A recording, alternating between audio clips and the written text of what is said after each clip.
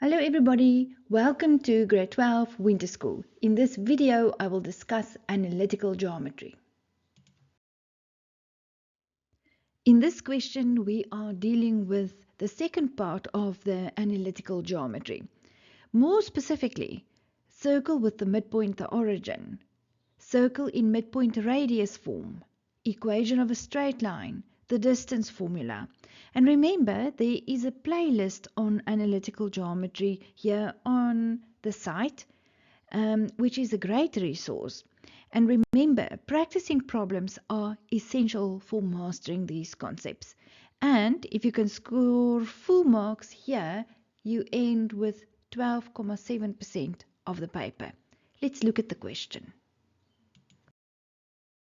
Before we look at the question, I want to discuss something with you quickly. I was thinking about this. Question 1 counts 6.7%. Question 2 counts 6%. Now this is number 4 and it counts 12.7%. If you add all of that, you end with 25.4%. You know what? You only need another 4.6% for this paper. I'm very sure you can manage that. Now, on this question 4.1, they want the equation of the small circle. 4.2, equation of the biggest circle. 4.3, there's the equation of a straight line, the length of Sn, and then number 4.5 is just horrible. But let me explain it to you anyway. M minus 3, 4 is the center of the large circle and a point on the small circle having center O, 0, 0. From N minus 11P, a tangent is drawn to touch the larger circle at T with NT parallel to the y-axis.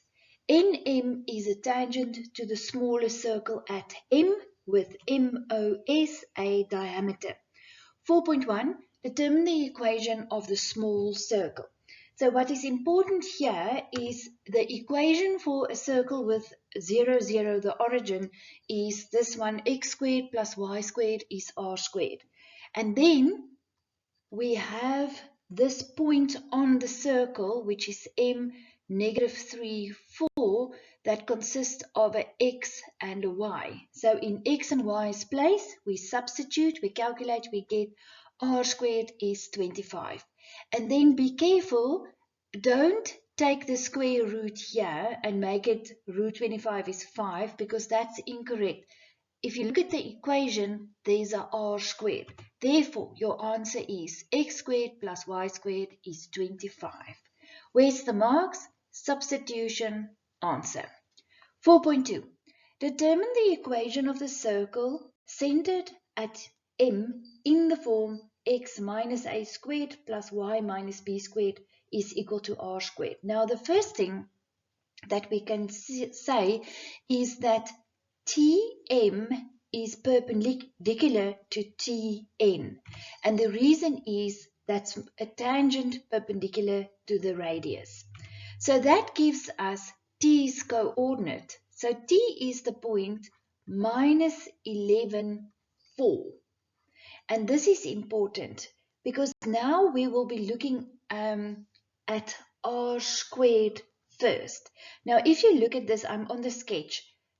Can you see the x there is negative 11? So that means that whole distance is 11 units.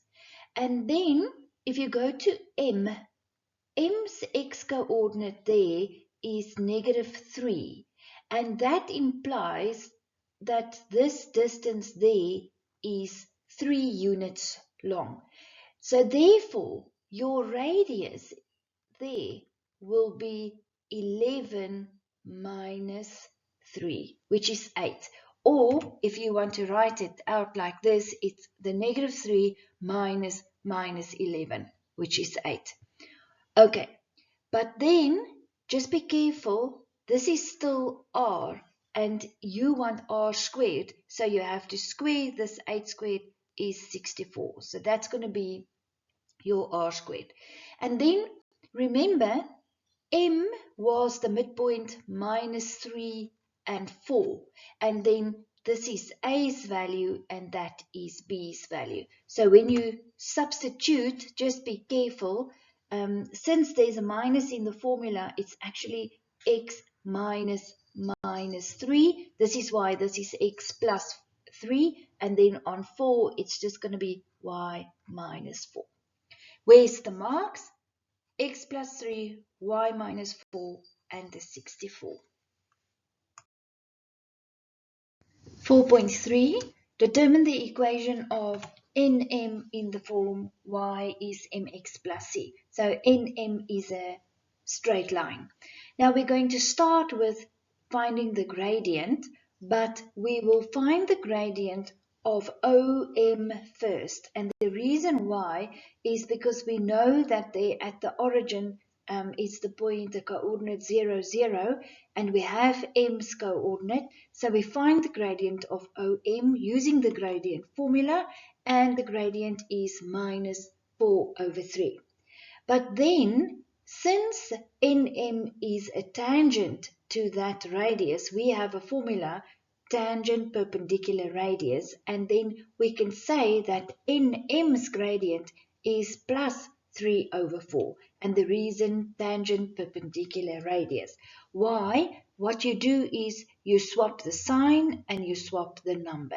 Then you get the perpendicular radius. Or there's a formula that says m1 times m2 is negative 1. And then the known gradient is negative 4 over 3. m2 is the one you're looking for. And then to make m2 the subject of the formula, you times by minus 3 over 4. All of this will cancel out. What you do on the one side, you do on the other side. So you also multiply with minus 3 over 4, and then you get that gradient is plus 3 over 4. Or the short way, swap number, swap sign. Right, now you have mn's gradient. Into y is mx plus c. You are looking for a point that lives on nm. We find m, the point minus 3, 4, consisting of an x and a y. We calculated the gradient and substitute everything in. You find c is 25 over 4. And then your equation is y is 3 over 4x plus 25 over 4. Then where's the marks? The marks are OM's gradient, NM's gradient, substitution, final answer. 4.4. Calculate the length of SN. SN is that invisible line over there. So we are working towards using the distance formula, but first of all, we need to find a value for P. Let's start there. So what we do is we know from the previous sum that MN's equation was y is 3 over 4x plus 25 over 5. And then we can substitute n's coordinate consisting of an x and a y. So we will, in x's place, we'll substitute 11, negative 11, and in p's place, we're going to, in y's place, we're going to substitute p.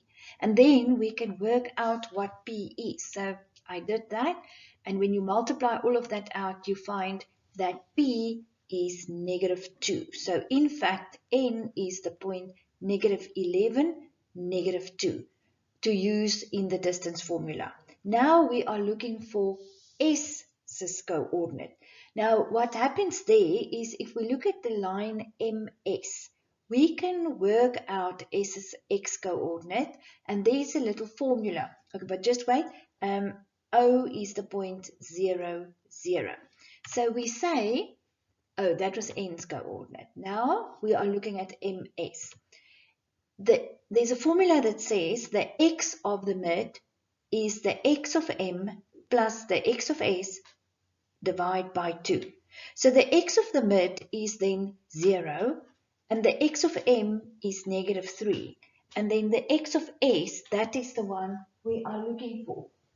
Divide by 2, we do the calculation, and we find that the x there at s will be 3.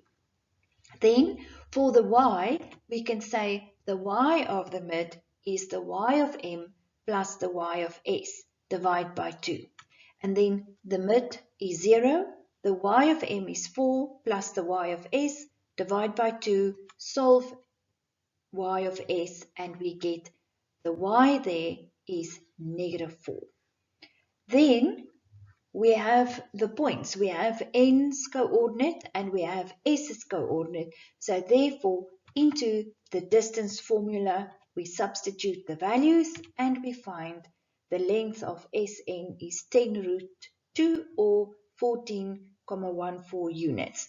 So where's the marks? The marks are for substitution, x's value there, which is -11, and finding p's value, which is -2, and then the x of s, the y of s, and then into the distance formula and the final answer. 4.5. If another circle with center -2, 5 and radius k touches the circle centered at M, determine the value or values of k correct to 1 decimal place. So what's actually happening here is M was the point -3, 4. So that could be somewhere there. That is M, say, -3 and 4. And then the first thing that I'm going to do is I'm going to, this is now B. B is that point over there. That's B. So I'm going to work out this length, BM. Because then you can see this length BM is either this length there or it can be this length there, because the circle could be shifted either that way or this way. So what I do is into the distance formula, I calculate that little distance BM using M's coordinate and B's coordinate. So I slot it into the distance formula and I get that BM's length is √2 units. So then to find K, we look at the radius of the circle centered at M is 8 units. So that is in fact this middle circle, that one. That is the one that has a length of 8 units. So what we do to find K, this other circle's radius, is it's the big radius, the 8 minus √2, which is 6,6, or it is the 8 of the red circle plus √2, which is then K's value is 9,41. And then where's the marks? The marks are that you worked out BM is √2, and then that you worked out K as 6,6 or K is 9,4. Now the next question in this paper deals with trigonometry. Click on the video in the left-hand corner to take you straight to that question.